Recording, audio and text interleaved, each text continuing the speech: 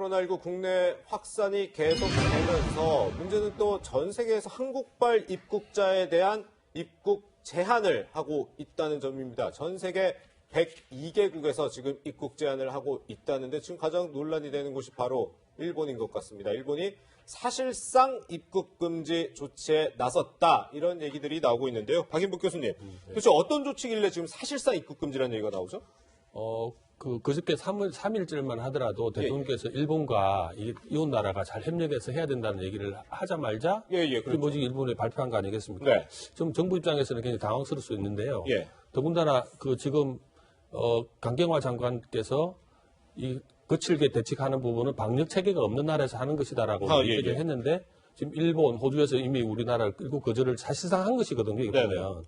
그렇게 되면 우리가 예측해 볼 수 있습니다. 예를 들면 아베 총리가 왜 이럴까라고 예측해 볼 수 있는데 결국에는 이제 중국을 막지는 못하니까 우리 자체도 막아서 중국도 같이 막는다 이런 것도 있고 사실상 일본이 제일 큰 지금 사업이 올림픽 아니겠습니까? 네네. 올림픽이 지금 연기해야 된다 많은 일이 논란이 되니까 자기들 그런 걸 어떻게 차단해 볼까라는 것도 있을 것이고 또 아베 입장에서는 어쨌든 정치적으로 지금 일본 확진자가 사실은 1,000명이 넘어가고 있습니다. 네네. 그런데 우리나라 입국을 거부하겠다라는 건 어찌 보면은 자가당착일 수 있는 조치일 수도 있거든요. 예. 아마 위기를 좀 탈출하기 위한 어떤 방편으로 사실은 우리나라 만만한 게 우리나라 아니겠습니까? 입국 거절을 한 거 아닌가 그런 예측은 할 수 있는데요.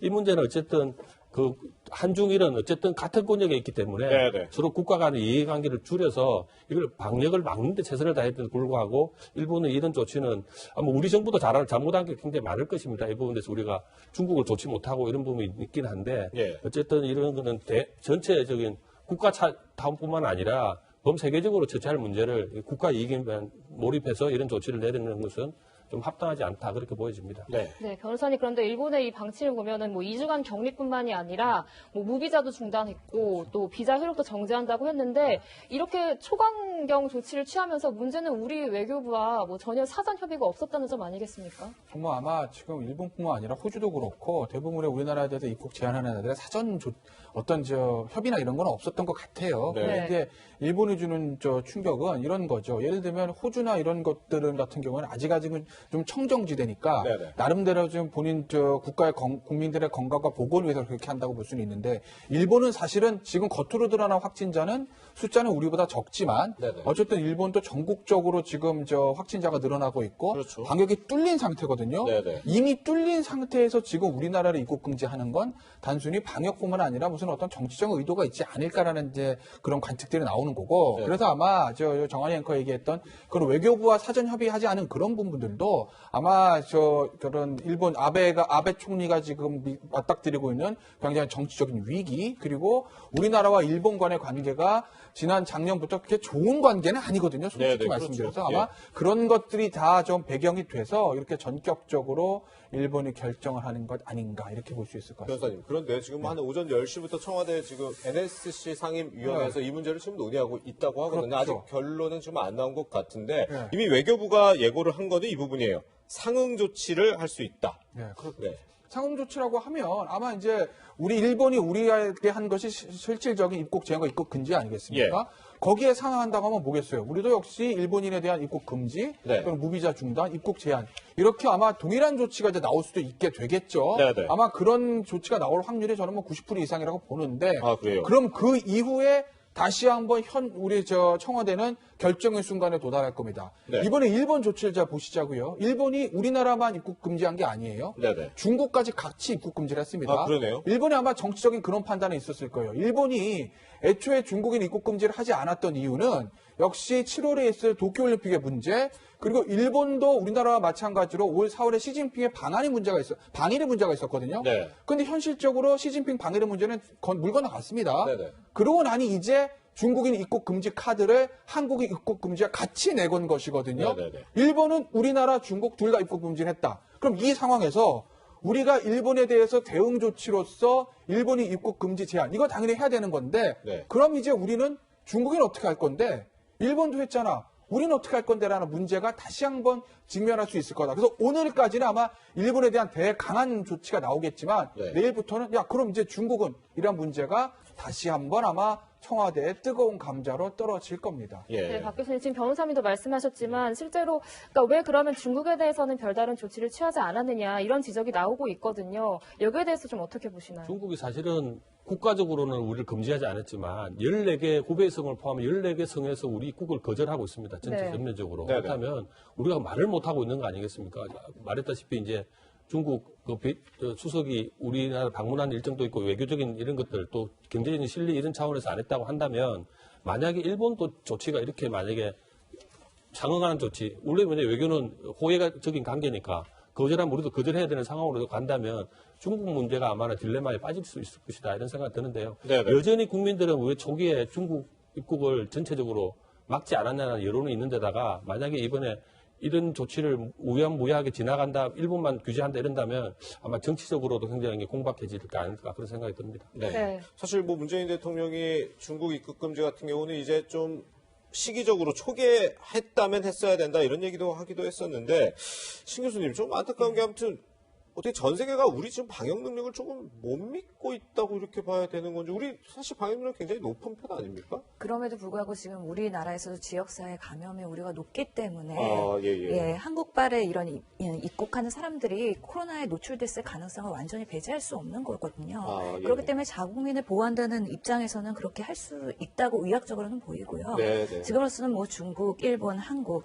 모두 그런 상황에서는 서로 우선은 차단해서 각자의 나라에서의 잘 방역을 하고 어느 정도의 바이러스 확산을 잠재운 다음에 네네. 그 다음에 외교적인 것을 논의하는 게 맞지 않나라는 생각도 해봅니다. 네. 네, 그런데 사실 그제 강경화 장관은 이렇게 우리나라에 대해서 빗장을 거는 국가들에 대해서 이렇게 말해서 논란이 된 적이 있었습니다. 여러 외교장관들의 얘기가 스스로의 방역 체계가 너무 허술하기 때문에 이것을 그렇게 투박하게 막을 수가 없다. 한국과 한국 국민에 대한 그 우호나 이런 것에는 정말 지장이 없는 거고 이것으로 인해서 국제사회에서 우리가 왕따를 당한다거나 그 이미지가 실추가 됐다거나 이런 부분은 좀 더 그렇게 단정적으로 얘기하실 수는 없는 것 같습니다. 네, 변호사님 사실 저 네. 발언 자체도 외교 결례 논란이 있었는데 바로 뭐 다음 날에 이제 방역 선진국이라고 할 수 있는 일본과 호주가 우리나라에 대해서 입국 제한 조치를 했고 또 문제는 사망자가 훨씬 많은 이탈리아에 대해서는 하지 않았거든요. 그렇기 때문에 이제 외교력에 대해서 이제 지적이 나오는 것 같습니다. 그러니까 그런 문제가 지적이 될 수밖에 없을 거예요. 네. 그러니까 그 말, 예를 들어서 방역이 굉장히 좀 허술한 나라다라고 몇몇 국가들은 사실 실질적으로 지적한 거나 마찬가지가 아니겠습니까? 그 나라도 얼마나 기분 나쁘겠어요. 외교적으로는 사실은 어떤 특정 국가나 인종을 비하하는 발언은 금지되어 있는 거 아니겠어요. 예, 굉장히 예. 이제 비외교적인 언사라는 것은 말할 것도 없을 건데 문제는 단순히 외교적인 언사다 비외교적인 언사 이걸 떠나서 말씀하신 대로 그 다음날 호주 누가 봐도 방역 선진국입니다. 호주가 우리를 이제 입국 금지한 문제들이 있거든요. 예, 예. 그러니 이제 저 강경호 외교부장관 저 말이 정말 무색해진 게 되는 거고 또 하나 문제는 호주가 왜 그러면 이탈리아에 대해서는 입국 금지를 하지 않았는가? 이태리도 사실은 엄청나게 지금 뭐 확진자가 늘어나고 있습니다. 속도, 사망자와 확진자의 증가 속도는 아마 우리나라보다 훨씬 가파른 것으로 지금 보여주고 있거든요. 네. 그렇기 때문에 우리의 어떤 외교 능력에, 특히 강경화 외교부 장관의 외교 능력이나 이런 부분들이 좀 도마에 오를 수밖에 없는 상황인 거죠. 왜 호주는 우리만 제한하고 이탈리아는 그대로 나누는가 하는 이 문제예요. 네, 그렇군요. 근데 이 부분에 대해서 제가 하나 더 덧붙이자면 네네. 일본의 입국 조치 이 이유는 저는 미국을 들여다봐야 됩니다. 예. 미국이 오늘 아마 그 미국의 복지부 장관이 아마 그런 얘기를 했다고 얘기를 들었는데요. 네. 이태리만큼 한국도 핫한 네. 지역이다. 그래서 만약에 일본이 지금 금지하면은 미국이 바로 옮겨 타서 미국도 그런 조치를 내릴 가능성이 큽니다. 아, 예. 일본의 1년에 우리가 교류하는 인원이 580만입니다. 학생, 네. 무역 등 해서 만약에 이게 입국 조치가 길어지면 입국 못하게 한 조치가 길어지면 예. 굉장히 많은 경제적인 어떤 그 불편함도 가져올 수밖에 없고 네. 미국도 여전히 그런 문제에 대해서 우리가 외교적인 노력을 사전적으로 해야 된다. 그런 말씀 드리고 싶습니다. 네.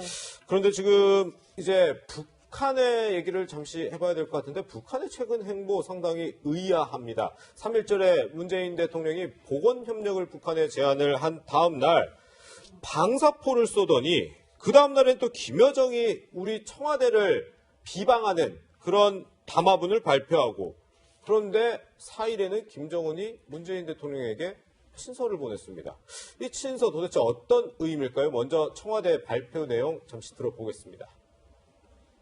네, 청와대 윤도한 대통령 국민소통수석의 친서 관련 브리핑입니다. 코로나19 바이러스와 싸우고 있는 우리 국민에게 위로의 뜻을 전했습니다.